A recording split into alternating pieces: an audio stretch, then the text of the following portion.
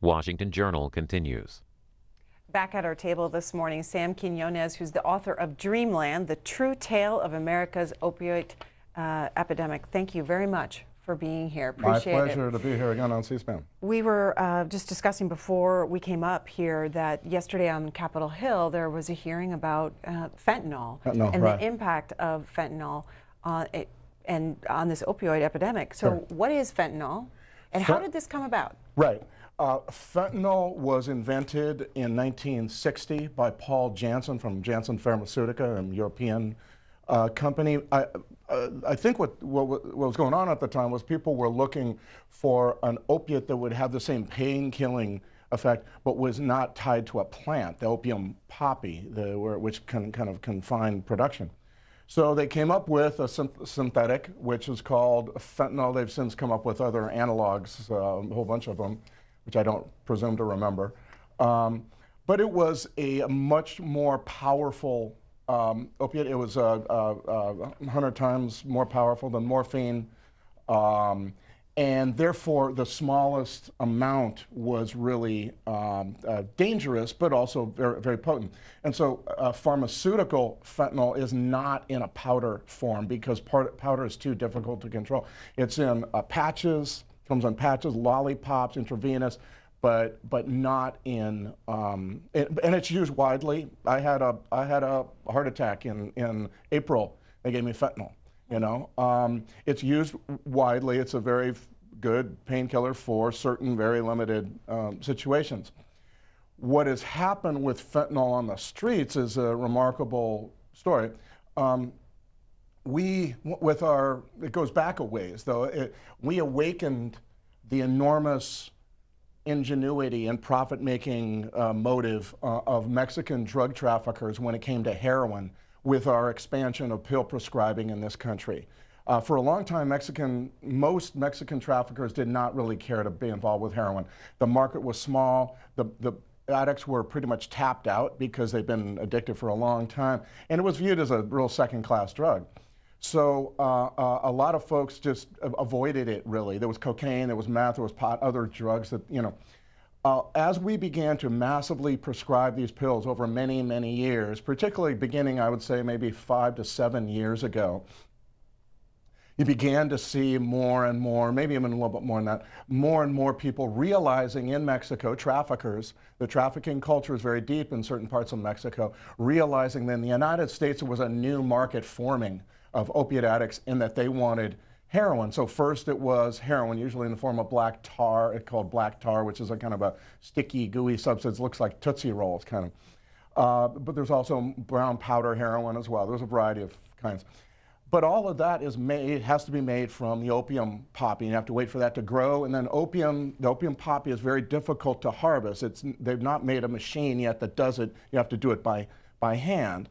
And so that's basically, it was very difficult. In time, they figured out, underground chemists, the first case being in 2006 in Mexico, going back that far, but really it took a while before it became a little bit more widespread, figuring out how to make fentanyl underground in warehouse chemistry sets and so on.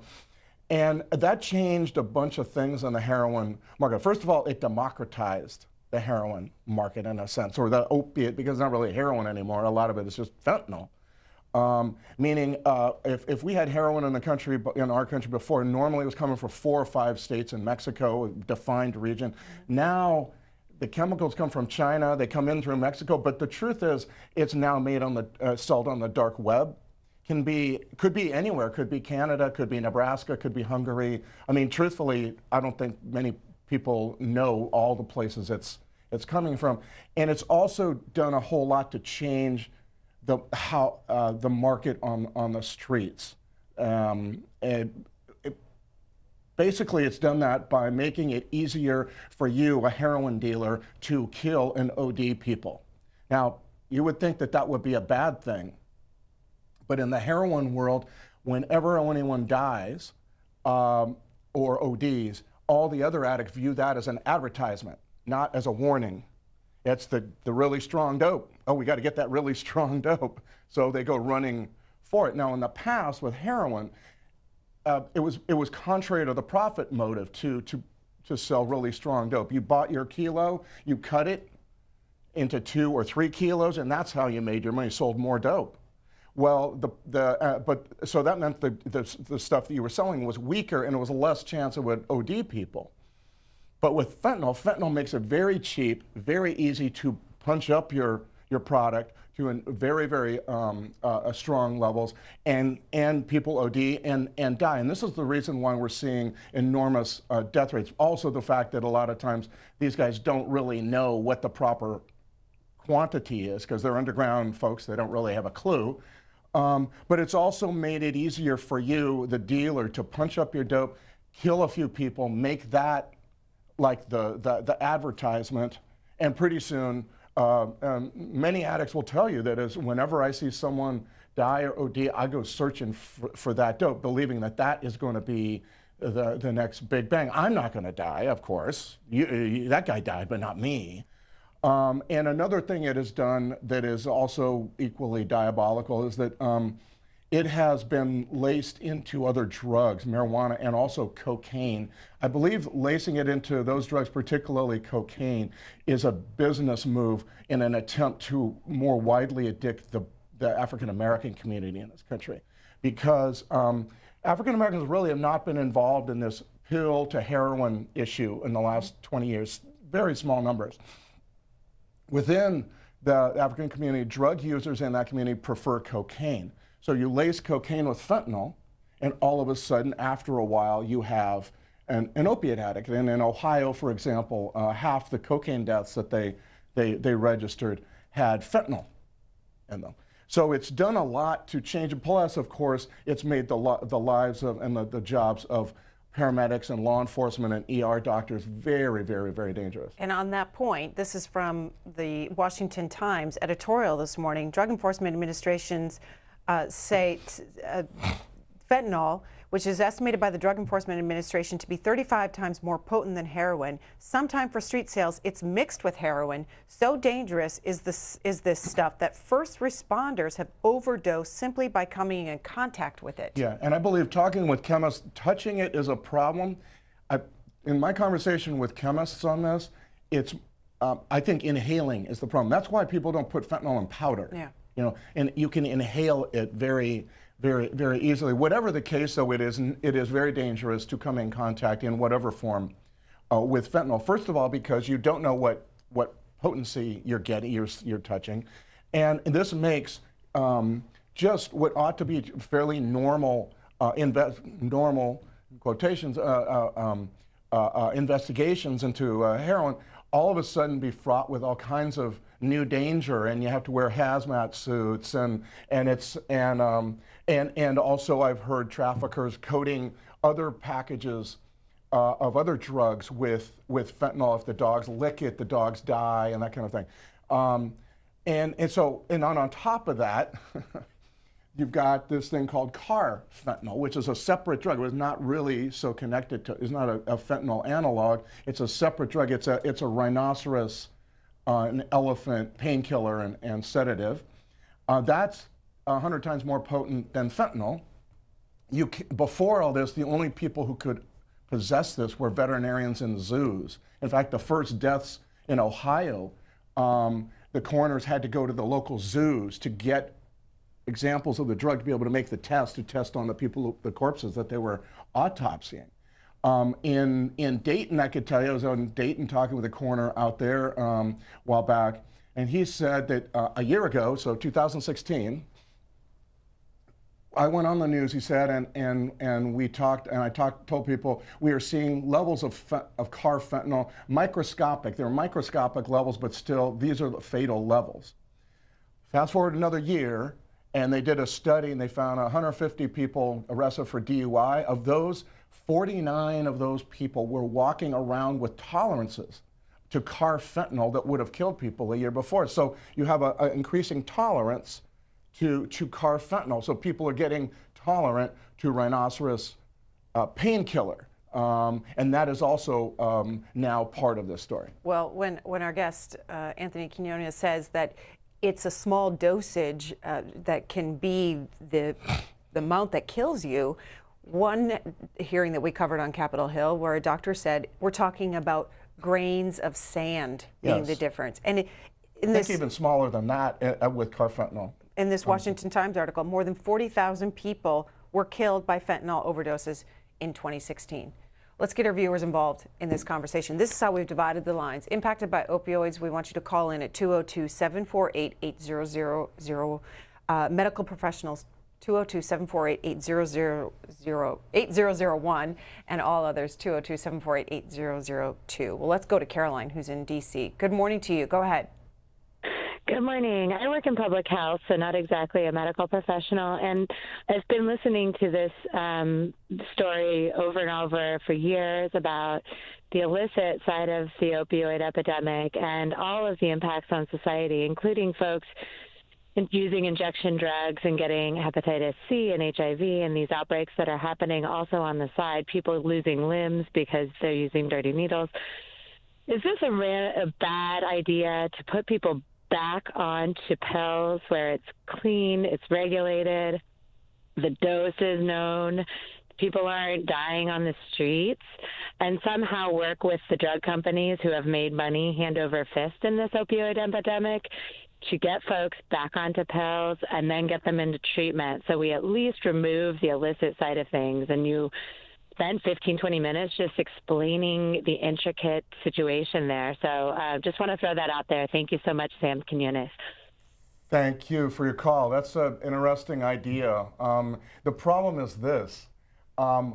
These are the latest stages of this epidemic that we've been describing. We haven't described the first 10, 12 years of it, which from, say, 95 to 2007, 8, 9, right in there. And that was when we saw enormous numbers of people dying from pills.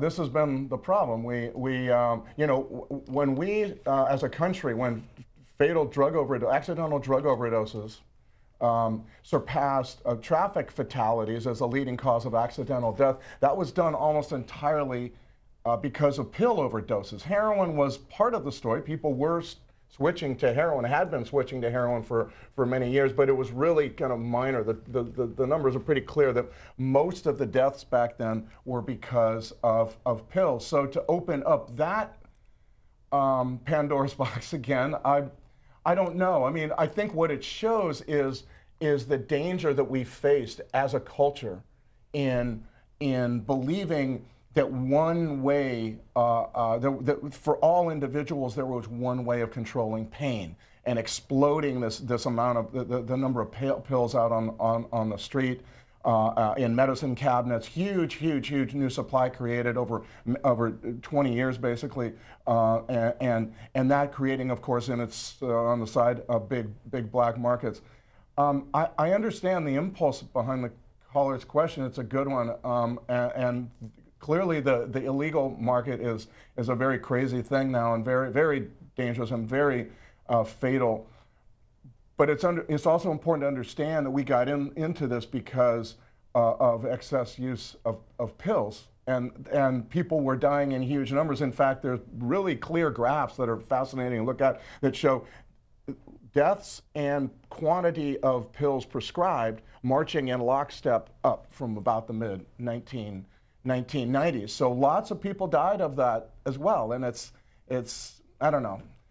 You want answers? I'm not sure I got them all, I'm afraid. Let's go to Ted, who's in Raymond, New Hampshire. Yes, I have a question for a gentleman here. I saw a special the other day on television that a lot of fentanyl is coming into the country through the mail system. They're mailing it from China into this country. Now, we keep looking for the problem coming up from Mexico that way, and it seems to me like we're getting hit all the way around using our own system. Yeah, and Ted, that was a hearing that was held on Capitol Hill yesterday. We covered it. U.S. Postal Service was there. They talked about how much mail they have to deal with on a daily basis and trying to identify these suspicious packages that are coming in with fentanyl in them. Right, and I think it's very hard to identify them. It's very hard for dogs to do that. And anyway, it gets lost. It's the amount of fentanyl in a sugar packet in the common diner that you would go to. If that were fentanyl, that's a very large amount of fentanyl.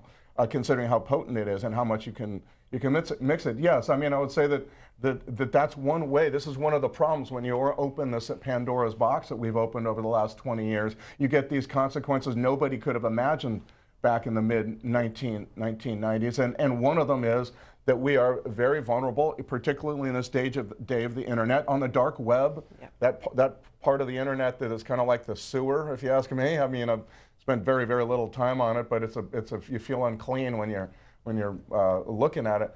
Where they sell, malware and guns and everything. Well, they sell fentanyl. Numerous people selling fentanyl for $100, $200 a gram in Bitcoin, $12,000 for a kilo in Bitcoin, that kind of thing. It's coming. That stuff's coming through the mail from wherever it's being sold, and no one really knows where that stuff's being sold. Well, the Washington Times notes that there's a new chilling report from the U.S. Senate released just this week that sets out how Chinese fentanyl manufacturers are using the U.S. Postal Service to distribute their lethal wares.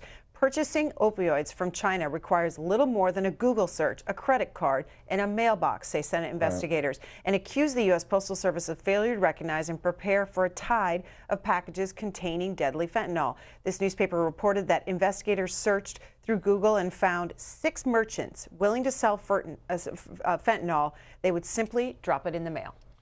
Right, exactly. And I think this is actually extraordinarily ironic because, back in the 1800s, China was the country that had opioids imposed on it by Great Britain.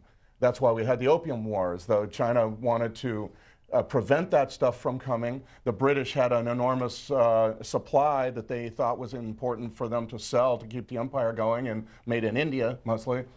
They imposed that. There was 2 wars in the mid-1800s, and essentially China was bequeathed the massive opium problem that was very famous for the next 100 years or so. Well, why China now? I mean, I think because it's unregulated. Fentanyl? There's not a lot of control. It's a booming kind of.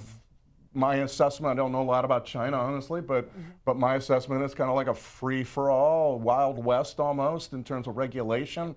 And heroin and opiates, these make up the most pure form, it would seem to me, of the free market. There is no regulation. You can sell whatever you want in whatever form for whatever price, and you have all the ability to sell it to a massive world market. Now you have the internet, you have the mail system.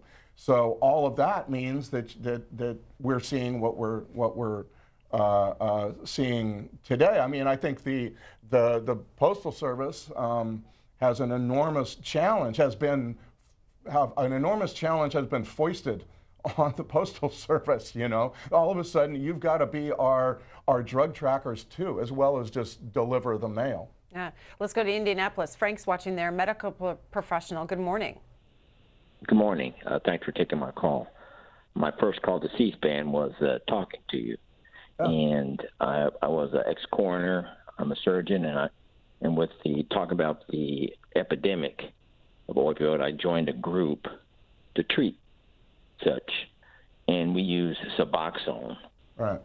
And I would assume from your discussion so far that that's not a good idea from your standpoint, that substituting one for the other. No, that would not be correct. I think medically assisted treatment is necessary, and this conversation we've been having just now is really part of the reason why. First of all, I think medically assisted treatment allows people to get back to a normal way of life, a normal routine, job, relationships, family, et cetera, instead of constantly be wondering when I'm going to get my dope. It kind of prevents the cravings and this kind of thing. It's a long discussion we could have on that. But the point I wanted to make also is that one of the most dangerous things in America to do today is to get out of drug rehabilitation treatment. Because you get out, the streets there's a lot of supply out there just sloshing around. And if you've been involved in that world before, you know pretty well where to find it. And so to get out of treatment and not have any, what you might call protective shield that medically assisted treatment provides, methadone, Vivitrol, Suboxone are the 3 that are used today. I mean, it's almost like signing a death warrant. It's very, very dangerous to get out of treatment without that. to not to say you're on your own. The difference is, when the vets came home from Vietnam addicted to heroin, most of them, I think 90+% of them, quit. And one reason was, well, they weren't in war-torn Vietnam anymore, but really they were far from supply. They were in Tennessee, they were in Arkansas, they were in Vermont, they were in Idaho. They didn't, I mean, some people kept on, but I think one reason they stopped was that they were far away from massive supply. The supply was not hitting them in the face every step they took. That is not the case today. The opposite is the case. Every place we go now, there is enormous supply. The pills are plentiful still. Heroin's out there, and it depends on the market. In some markets, fentanyl is everywhere. In some markets, not so much. So, not equipping addicts, understanding that relapse is part of addiction recovery. It's just part of how you do. I relapsed 9 times when I quit smoking, and I didn't die. That's a difference here. People die, and we have to take that in consideration. When you leave treatment, when you leave jail, it's a scary, scary, dangerous thing to get back out on the streets these days. And so medically assisted treatment like Suboxone can also be a help in that. Let's hear from Manny, who's in Massachusetts. Good morning to you. What's your story? Good morning. I was asking Sam about, he was just barely on the cusp of what I'm getting at about penalizing doctors and stuff like that when there's self-help groups that are out there for recovery. I was a drinker back in the 70s. I'm 57 years old. Took me a couple of spin dry, those 3-day detoxes and 12-step meetings. Maybe 10, 12 years later, it's been about 25 years since I drank. But I don't understand why fentanyl death is, I agree, a lot of doctors might overprescribe pain medication. I had rotator cuff surgery not too long ago, and I was given a bunch of Percocets every month. They made me sick. I needed something else besides that, but they kept giving it to me month after month. Right. And that wasn't my drug of choice. I was never into drugs. I remember back in the 70s when they sprayed the pot plants down in Mexico with paraquat. Right. And we used to joke about paraquat poisoning and the marijuana there, the defoliant Agent Orange that they used in Vietnam. They were trying to bring down the pot trade then. But fentanyl, and I have friends who are current users, addicts. I have friends that are on heroin. I have friends that are on pills. I have friends that are drunks. I'm one of the drunks that quit drinking 25 years ago. And like I said, you come right up to and touching on the point where quitting smoking, like you said, you didn't die from quitting smoking. Why are you tying people like I was in a car wreck? Okay, Manny, we got to get to a question here. Sam Quinones. Well, I think he was trying to ask why people would switch to fentanyl, knowing that it's so deadly. Right. And I think that gets into the state of mind of people who are addicted to opiates. You very quickly, I believe, you do not have rational free will when you are addicted to these pills or drugs, class of drugs in general. It's an enslaving thing. It takes over, and that's why you find people living under the overpass and spending big gaping holes in their lives for 3 or 4 years where all they did was look for dope every day. And could be pills, could be then heroin, whatever.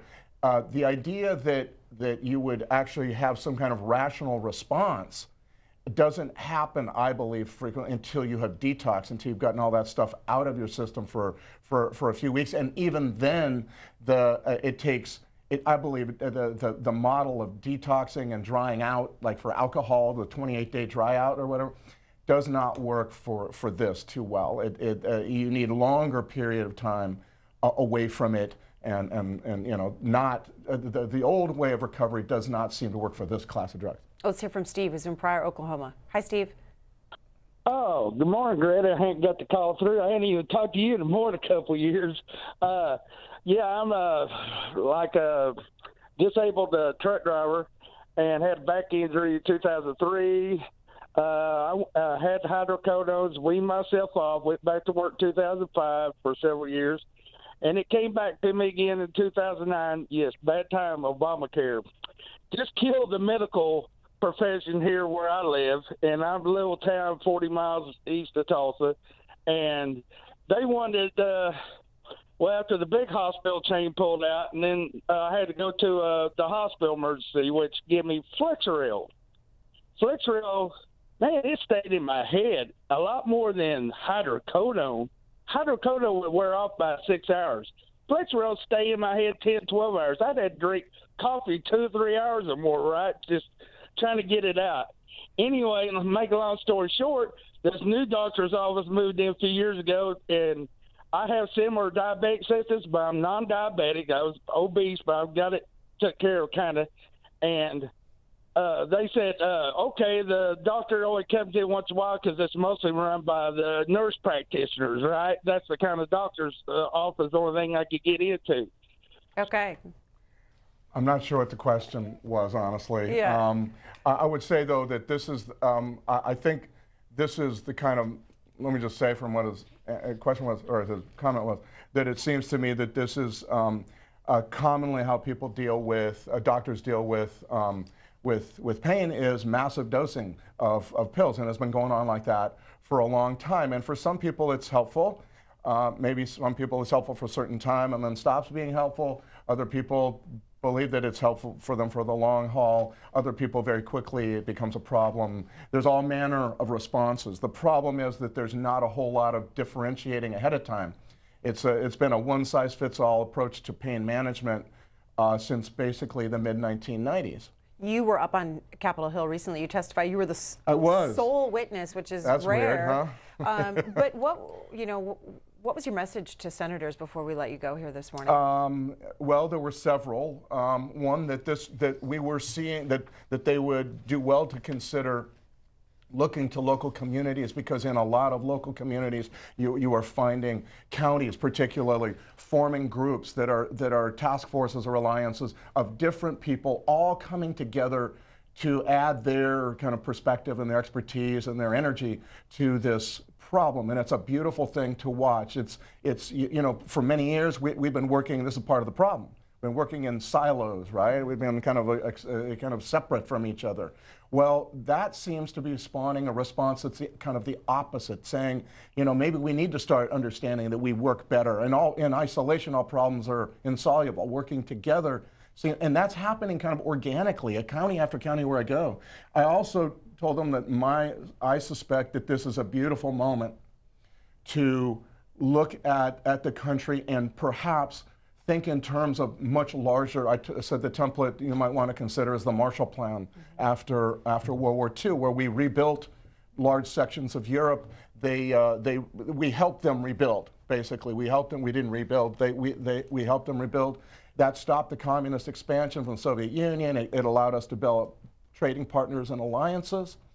I think maybe a recovery plan for, a Marshall Plan for American recovery in the areas that have been hammered by globalization, by free trade, a lot of areas in the Midwest, but not just there. Central Valley of California, the borderlands of Texas, parts of New Mexico, southern Vermont and Maine and so on. To me, this subject, this topic is the only topic in America today that does not suffer from a radical polarization into red and blue. It brings people together, and that's why I suggested to them that they might want to consider this an opportunity, beautiful opportunity that gets into why they got into public service to begin with, which was to begin to reconstruct in some areas community, and that over time that would help. I believe that's where you get to the roots of all this, and also you get to developing approaches and maybe solutions that will transfer. So it's not just the opioid problem, but the next problem, and maybe also issues related to homelessness or mental health. It's not we're not playing whack-a-mole with these things, but there's more of a when people begin to work together, get used to that, know each other well enough, you have a wonderful opportunity to change things, and I think that's what this problem presents. The book is Dreamland, The True Tale of America's Opiate Epidemic. Sam Quinones, we appreciate the conversation. Oh, it's my pleasure. This morning. Thank you. Thank you. Thank you.